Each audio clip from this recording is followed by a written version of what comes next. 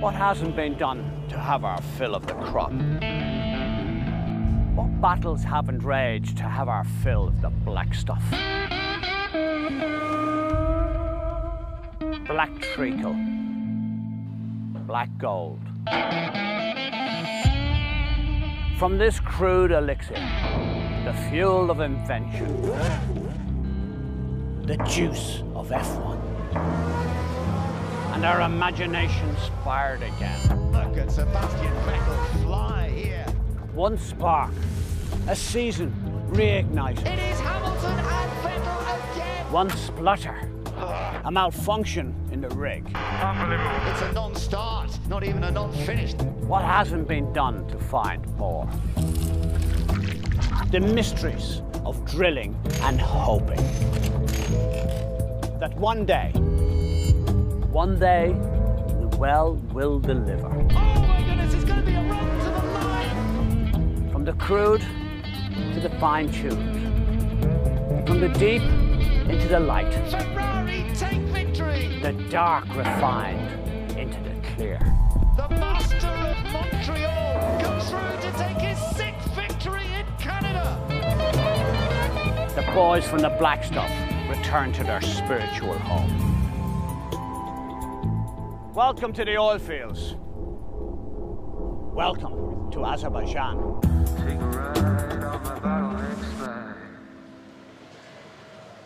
Well, firstly, right off the bat, I would like to apologise on behalf of myself and Channel 4 for getting you here under false pretenses. There is no virtual reality without the headset. There's no George Clooney and there's no Justin Bieber performance. Hey, I did what I had to do to get you here, okay? I wanted your company. The good news is Eddie and DC are with us. Even better news is your questions have been coming in their droves. Welcome to the Fan Forum. Got a great question right off the bat here, something we haven't discussed, chaps. This comes from Barry. Did Vettel's sideswipe loosen Hamilton's headrest and force him to pit? Ooh. It's possible. It is possible. But I think, as DC knows very well, those two clips, they should hold in. I mean, it was a wheel-to-wheel contact.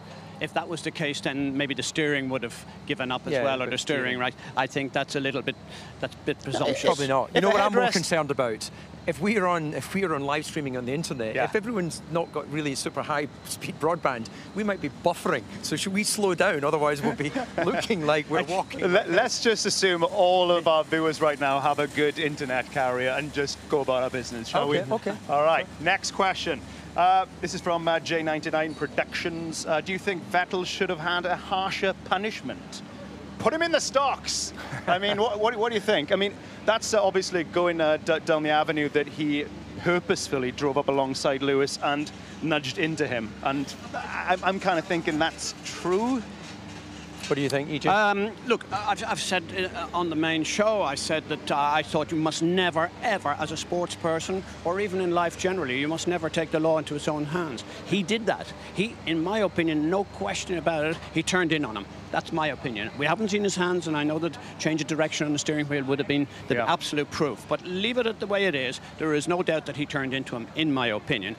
When you do that, then you have all sorts of things. The stewards will look at it in various different... I think he got away lightly. For me, it's a red card. It's a red card because it's a headbutt. It's a football thing. You know, it's something hitting another driver and actually causing him football. But I mean, quite honestly, it's just not acceptable. It must never be. And I think Lewis had a good point. There are kids who are racing and will be racing for their future as they're going along. Well, and to see that that's going to be acceptable in Formula One is not absolutely ever Tom acceptable. Sampson here says, do you think we saw... Rich says, was Hamilton hinting at a punch-up with Vettel in his interview with Lee? Rich, real men solve problems with their words. You use your mouth hole, am I right? Speak, Eddie, I'm talking to you.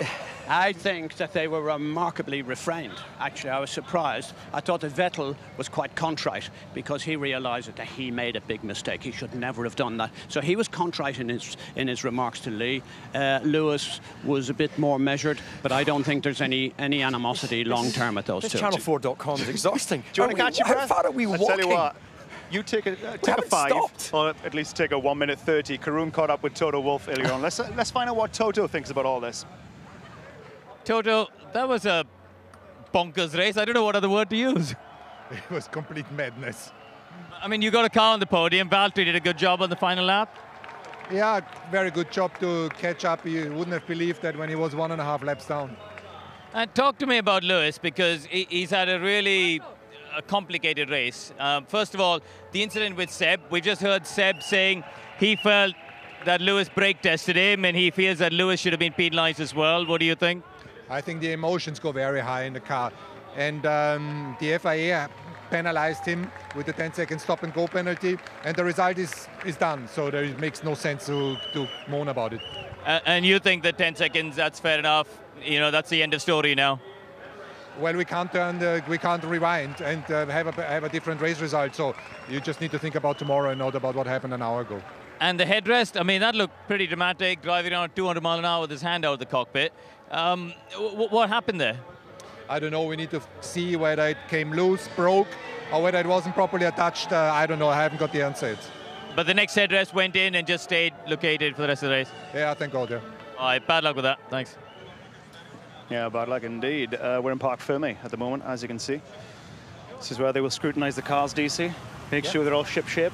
Nothing's been tampered with. Even more importantly, where DC in his crowning glory up there on the podium not long ago. He got out of that booty, didn't he? I got emotional, I'll be honest. Every podium in Formula 1 has always been special to me. They didn't seem quite so happy, actually. I tell you, he didn't seem top of the world. Valtteri Bottas, he seemed a bit, and it was an extraordinary achievement, what he did today. It was, and he knows that's a comeback from what was a awkward situation running into Raikkonen, and I think he has to accept the lion's share of responsibility for that. He's given back some good points to the team, and certainly he had no pay. And here, this is him running into turn 2. Raikkonen on the outside gives him space.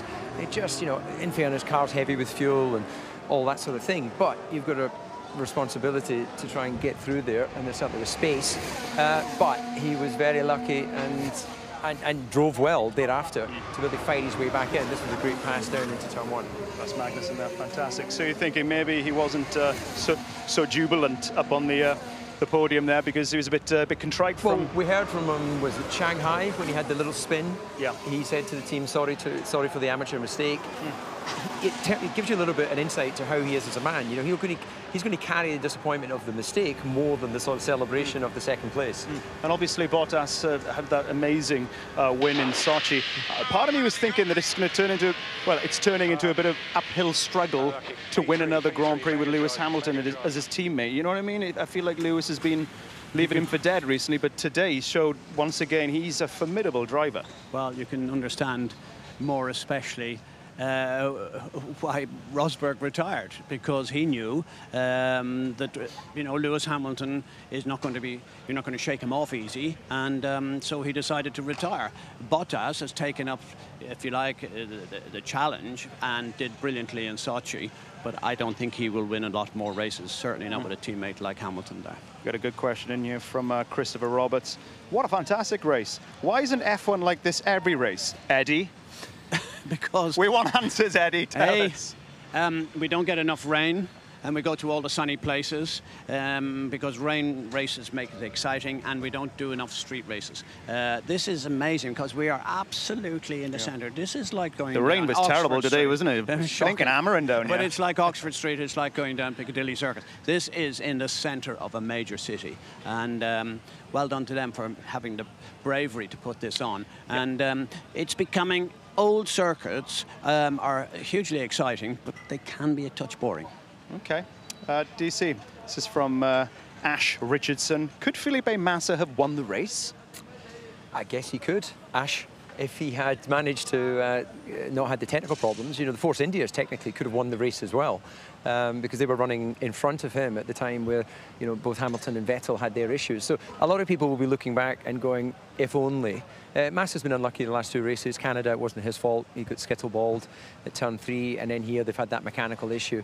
But his misfortune has then been a sort of massive relief of pressure from young Lance getting his first podium. Absolutely. Tell you what, let's get a word from Eddie's golden boy, Esteban Ocon, who came in P6. Great race today. Let's get a word from him. Well, Esteban, another afternoon of wacky races out there today. My goodness, a lot going on. Let's talk about you and Sergio Perez before we talk about the race on a whole. Yeah, okay.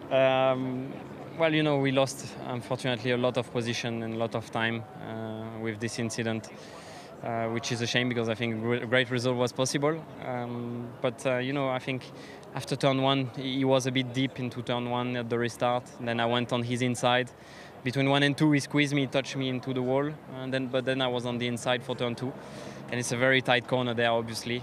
He tried to resist on the outside and we touch. In terms of your own performance after that, you made the most of what was a really difficult situation and again, valuable points for the team. Yeah, good points for the team, great recovery. We had a great pace after that. I overtook a lot of cars. I had the podium for 2 or 3 laps, something like that. Then, of course, the Ferrari and the Mercedes were too fast for us. But no, I mean, we will discuss what happened internally and we'll be all back fine. Oh, they were in good shape at one point, weren't they? They really were, and then they had that incident. DC, would you mind taking us through it? Yeah, it's going to be an interesting one off the back of Canada, where there was the debate over whether team order should be played out. So you've got Sergio Perez here, just appearing on the inside as Esteban. He was clearly alongside. Clearly, Sergio had given him the space initially. What's a bit confusing here is just was the contact? Who made that first movement? Did Sergio move slightly and that's when they came together, or did Esteban just be, you know, did he just release the car too much? Because clearly the contact then is seeing them sort of bang off each other and do all the damage. But up until that point, it was fair racing. Yes, not exactly what you want to happen on the back of Montreal. I mean, these boys are going through a bit of a bad patch, you could say, Eddie. What would you say to your guys? Because that's your old team. Well, it is my own team. I would say, for heaven's sake, hit anyone else, but don't hit yourselves. If you're going to have a little chance. What David's alluding to is who and what made Perez touch the wall, and who did that first? Yeah. Because that's the chain reaction. However, I'm not sure we'll ever know that. But leaving that to one side, Ocon, he has finished every single race so far this season. That is unbelievable for me. And only one of them outside the points. So full marks to him. Perez, nevertheless, was pushing.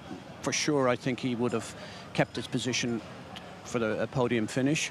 Who says whether he could have won the race or not? Look, any one of 6 drivers could have won that race. But putting that to the side, I think it shows and further endorses the fact that Force India have a very good team. Not just a very good car, but they've got 2 very good drivers. And they look very solid. And I'm looking forward to the next races as they unfold to see how good they really are, because on today's performance, given the right chance, they don't have the ultimate speed, but they have a chance to be right there.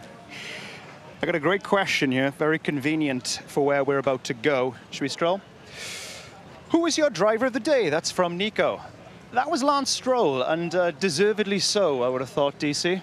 Showed incredible mettle out there today. Well, he did, but I think in fairness, there was a lot of drivers drove extremely well today. I think it's nice that the Formula 1 fans that have logged in on I think it's the F1.com website have obviously given him more votes than the others. It was only his 8th Grand Prix, though, DC. I mean, it was amazing. As Mark Webber says, this isn't a finishing school. Bottas and Vettel and Hamilton right up his chuff. Yeah. No, it's great. Look, I think it's fantastic, and to do that at such a young age, and an amazing turnaround from what has been a very difficult, eye-opening welcome to Formula 1. But having got through all that, yeah, he's scored points in Canada, did a podium here. It'll take away the pressure.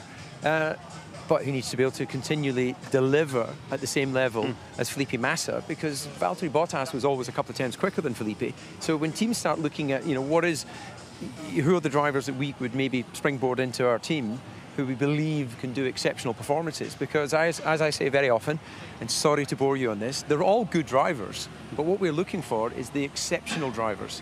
People like Hamilton, Vettel, he does say that a lot. I do say it a lot, but we have a new audience sometimes. It will put pressure on their Massa. Yeah, that's for sure. And because this was exactly what Massa didn't need. We're about to be run over by a Haas, I think. Let's squeeze in here. Tell you what, whilst we avoid this Haas car, here's Lance Stroll himself. I'm sure he's walking on cloud 9, is that a saying? Yeah, why not, whatever. Sure. Well, Lance, I'm not even sure where to start. Huge congratulations. Right.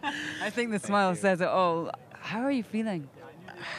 It hasn't sunk it in yet. I think it's so amazing. You dream about this moment your whole life, getting onto a Formula 1 podium, and it all just happened so quickly. The race the race was amazing. There was so much carnage and so much happening, but I just stayed cool, stayed in the moment, lap by lap, and just missed out on P2 at the end. It was such a close finish with me and Valtteri, but he was just a bit too quick on that last on the front straight with the DRS. So yeah, just missed out on P2, but all in all, I'm so happy for myself, for the team. I think it was amazing.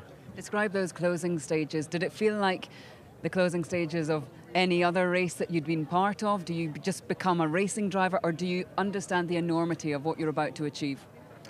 No, I was just in the moment. I mean, I wasn't thinking about all that. I was just thinking corner by corner, you know, the same way I've been thinking my whole life since I started in karting. Of course, I knew that the reward would be amazing, but at that moment, I wasn't thinking about that. I was just like in the zone, doing my thing, and I was in a flow. And there was a couple iffy moments. I touched the wall a little bit in turn 3, so I was like, okay, keep it cool, bring it home. But yeah, my engineer was giving me amazing communication the whole race, keeping me cool, keeping me calm, keeping me happy as well. You know, and that's why we do this. You know, for these moments, it's a love-hate relationship. You have hard days, good days, but these days feel so special. Well, we're loving your progress. Points last time out, podium this time out. Goodness knows what happened. What goes on in Austria?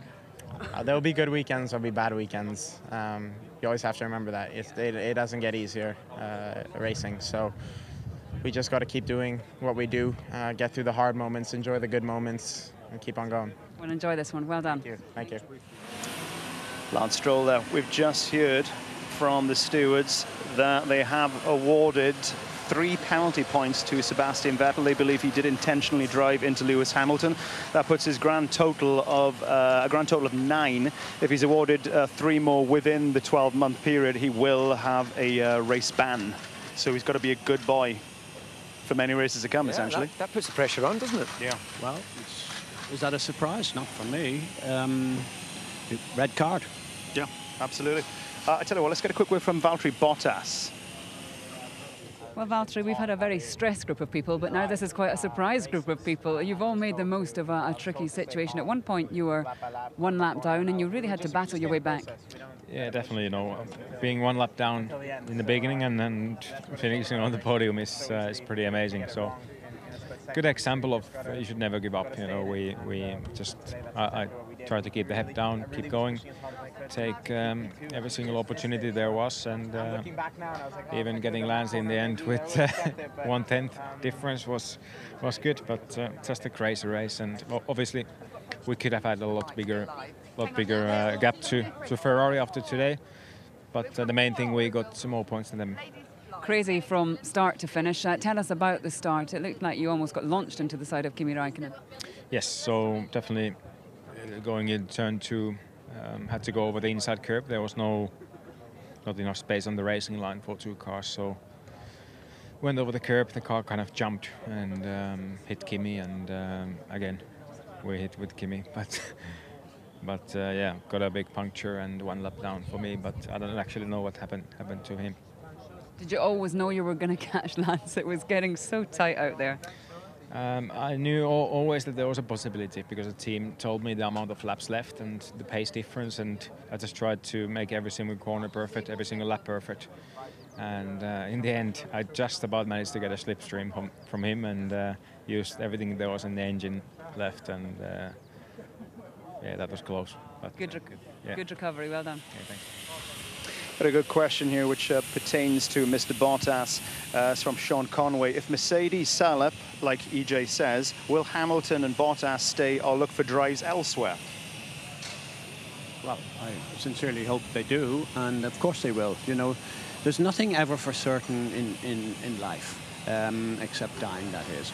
And you know, the reality is that Hamilton may be in a different. If Mercedes do stop, it's in the future. So we may find that Hamilton is added another couple of world championships to his list. As regards Bottas, he has to be a little bit careful, because he's a little bit of a pawn. At the moment, the market for the drivers is held up by clearly one other person, and that's Vettel. He's hanging out Ferrari to dry because he's still upset with them that he was embarrassed last year by Mazzoni, and he's going to have his revenge. And his revenge will be he will not agree to re-sign with them and till much later in the season.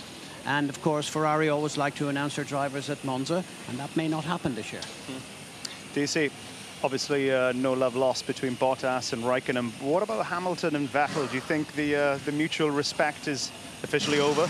No, I don't. I think that they're not buddies. They don't go on holiday together, but there's an absolute respect in terms of the speed that they have. They're going to disagree from time to time, but you know, you're going to have to push really hard to get a explosive reaction from Lewis Hamilton. You know, he would have to be really questioned right in his face to sort of come back at Seb. He clearly doesn't like the insinuation that he did something unsporting, which is fair enough. He's got to get his elbows out. But these guys are not pussycats, but they also understand the game. Anything that we try and excite up to have a good sort of, you know, heavyweight battle, then they're going to try and bat it away as much as possible whilst making their point. I was kind of surprised how cool he was when ultimately Vettel drove into him. When he pulled up alongside him, he turned his car into him. What would you done back in the day? I mean, if somebody did that to you, can you shake it off, or are you going to... I probably would have lobbed a haggis at him.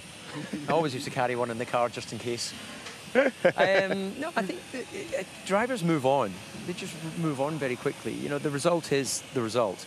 He hasn't managed to win a Grand Prix. He's going to feel that opportunity has gone away, not because of the coming together, although, you know, there was that question about whether it could have destabilised the headrest. They hit curbs every lap, which is, you know, probably a bigger whack than we saw there between the two of them. So an opportunity's been lost, and the whole question about what happened between him and Seb is just one small annoyance in what was not the main reason they lost this Grand Prix. Well, their loss was Daniel Ricciardo's gain. I think everybody would agree. Let's get a word from him. Daniel Ricciardo, live on Channel 4. What an incredible victory. Red Bull hadn't even... live Channel 4. Red Bull hadn't even led a lap until this point, and you've gone and won a race against all the odds from starting from 10th. Yeah, and then I think the odds got pushed even further back when we had to make an unscheduled pit stop early, and I think it dropped me back to 17th, my engineer said. So it's crazy race. Yeah, I mean, sure, then things kind of fell into place quite nicely, but still, you know, the restarts, every restart I was able to make positions and make it happen, and that last one was really important. You know, I think there was Stroll, Massa, Hülkenberg, me, all kind of nearly 4 wide, and then managed to get into third on the restart, and then that was obviously in a way the winning move. So important and crazy. It's slowly sinking in. A strong car, a great performance from you, but also in a race like that, you need a little bit of luck because there was so much debris on track. And we heard Simon Rennie telling you to try and position to different parts of track. There was a lot going on for you to take in. Yeah, there was a lot, but you know, I thought everyone was really good today, and Simon's been strong. Sometimes in the past he's been a bit shy on the radio, but I got into him and told him he could talk a bit more. I like the sound of his voice, so it was good. You know, everyone was helping me out, and yeah, I kind of said yesterday. Obviously, I was disappointed with the qualifying. Obviously, my mistake, but I wasn't too down, and I said, look, today it was going to be a race of no mistakes and capitalizing on moments and opportunities, and I felt like we did everything we could with that today. Well done, that man. Karun and Lee join us. Guys, good to see you. Karun, I believe you had a chat with the head of performance engineering at Williams, Rob Smedley. What do you say? What do you say about his boy? Well, both his boys, actually. Well, obviously disappointed with Felipe, but let's gloss over that. You know, Lance, one of the big stories of the day.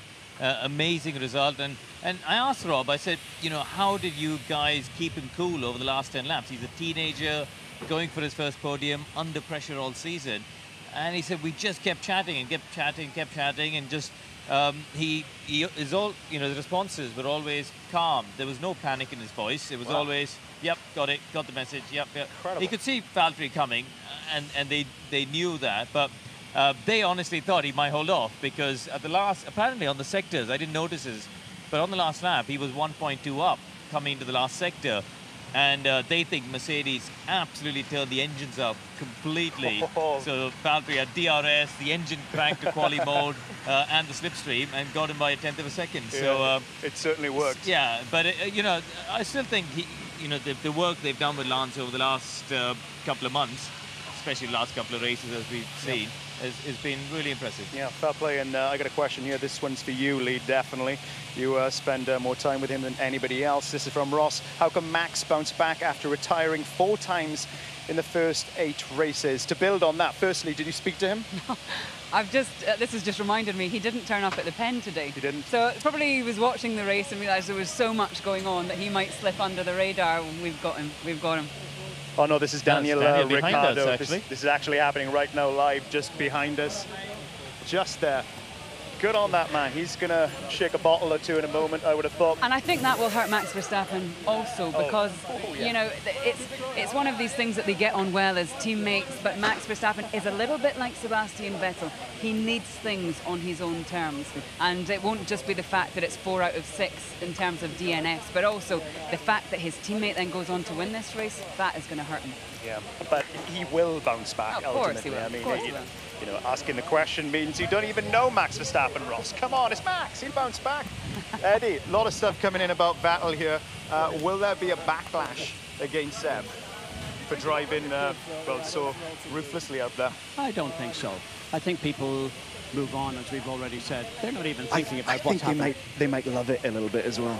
He's overcome a few backlashes, to be fair. You know, he used to get booed on all the podiums he would get on because of that battle with Mark Webber. So he has sort of like, he had risen above that for a while, but it'll be interesting to see what happens now. At least he's letting the car do the talking this year, because when he opens that mouth, woo-wee, effing and jeffing all over the place. But just to finish on it, he hasn't forgotten, because he was able to list off all the little problems that he's had with Hamilton in the past. Each race, you know, he has it all stored away up there. Yeah. I got a question here for DC. What do the drivers do with those massive trophies they win? That's from Paul Mitchell. Depending on the contract, then you either keep the original or you have the option to buy a replica. Oh, really? Yeah, so that's disappointing. Red Bull, they take the originals, and then the race drivers can... It's a bit disappointing, but I tell you what will not be disappointing. Austria in 2 weeks' time. Have a sniff of this.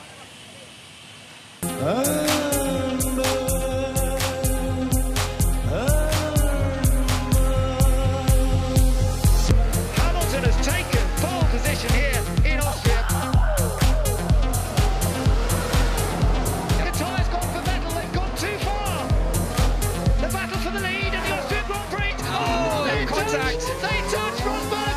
Accelerate down the corner! They touch again! Oh, front wing gone on Rosberg's car!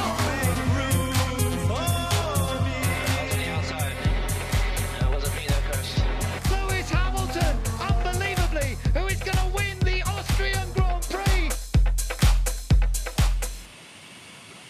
More of the same in 2 weeks' time, please, Austria. We have 25 seconds left of internet time. One line from everybody, please, starting with this man. I'm going to say bonkers again. Utterly bonkers. Just a word, but it'll work. Lee? Chaos and goodbye. What do you mean goodbye? Well, I'm away for the next 2 races. No! We'll FaceTime, we'll FaceTime. Eddie? Enthralling and super exciting. Yeah. DC? I loved it. It was pure dead brilliant. And good night. See you soon. Bye-bye. A modern city with a heralded past. My goodness, he clipped the wall. He's gone faster. Hamilton has beaten Bottas. It's a 1-2 for Mercedes here in Azerbaijan. Is anybody over there? Are you following me? Look into the distance, as far as I can see. Lights out, away we go. And side by side, Raikkonen and Bottas, they make contact. You have free to race, let's go.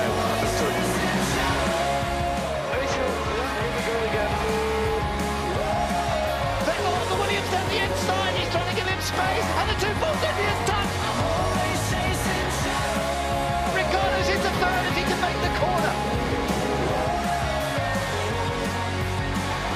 It's a box.